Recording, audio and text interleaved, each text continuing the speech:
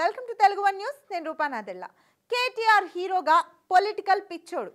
Cinema వాళ్ళు ఎవరైనా political పిచ్చోడు అనే పేరుతో సినిమా తీయాలని అనుకుంటే ఆ సినిమాలో హీరోగా యాక్ట్ చేయడానికి ఒక రాజకీయ నాయకుడు అన్ని విధాలా అర్హుడు.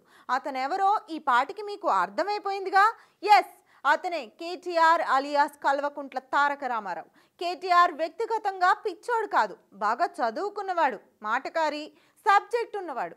వ్యక్తిగతంగా కొంచెం కూడా మెంటల్ లేదు. పొలిటికల్గా మాత్రం కేటీఆర్ పెద్ద పిచ్చోడు. అందుకే పొలిటికల్ పిచ్చోడు అనే మాటకి కరెక్ట్గా సూట్ అవుతాడు. కేటీఆర్ పొలిటికల్ పిచ్చితనం గురించి 10 ఏళ్లకు పైగానే అందరికీ తెలుసు. ఇప్పుడు అధికారం పోయిన తర్వాత ఆ పిచ్చితనం మరింతగా ప్రకోపించి పీక్స్కి చేరుకుంది. శుక్రవారం నాడు ఒక ప్రముఖ టీవీ ఛానల్కి ఇచ్చిన సుదీర్ఘ ఇంటర్వ్యూ చూసిన తర్వాత ఈ విషయంలో మరింత క్లారిటీ వచ్చింది. ఇంటర్వ్యూ మొదలైన దగ్గర నుంచి పూర్తయ్యే వరకు కేటీఆర్ చెప్పిందే చెప్పి తన రాజకీయ వాచాలత్వాన్ని ప్రదర్శించారు. ఫోన్ ట్యాపింగ్ వెనుక మీరు ఉన్నారా అని అడిగితే నాకు సంబంధం లేదు అని సమాధానం చెప్పి అక్కడితో ఆగకుండా పలువురు ఐపీఎస్ అధికారుల పేర్లు ప్రస్తావించి వాళ్లకు కూడా సంబంధం ఉన్నట్టే కదా అంటారు. ఇదేం డొక్కులో లాజిక్కో అర్థం కాదు. ఫోన్ ట్యాపింగ్ విషయంలో నేను లై డిటెక్టర్ పరీక్షకి రెడీ, కానీ నాతో పాటు సీఎం రేవంత్ రెడ్డి, బీజేపీ అధ్యక్షుడు కిషన్ రెడ్డి కూడా లై డిటెక్టర్ పరీక్షకి కూర్చోవాలి అంటారు. అది కాదయ్యా, నువ్వు ఒక్కడవే లై డిటెక్టర్ పరీక్ష చేయించుకొని శుద్ధపూసలా బయటపడొచ్చు కదా, మధ్యలో వాళ్ళనెందుకు లాగుతావు?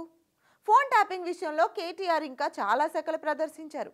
ఫలానా సమయంలో ఫలానా వాళ్ళు ఫోన్ ట్యాపింగ్ చేశారు, కిరణ్ కుమార్ రెడ్డి ప్రభుత్వం మీద కూడా ఫోన్ ట్యాపింగ్ ఆరోపణలు తెలంగాణ ఉద్యమ సమయంలో కాంగ్రెస్ నాయకులే చేశారు అంటూ సోది చెప్పుకొచ్చారు.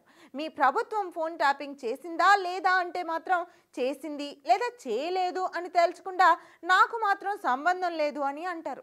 అక్కడితో ఆగకుండా రేవంత్ రెడ్డి ప్రభుత్వం మల్లు భట్టి విక్రమార్క, పొంగులేటి శ్రీనివాసరెడ్డి, కోమటిరెడ్డి వెంకటరెడ్డి ఫోన్లను ట్యాప్ చేస్తోందని మాటి మాటికి అన్నారు. ఇలా డొంక తిరుగుడుగా మాట్లాడకుండా కేటీఆర్ చాలా తెలివిగా మాట్లాడుతున్నానని అనుకుంటూ ఉండొచ్చు.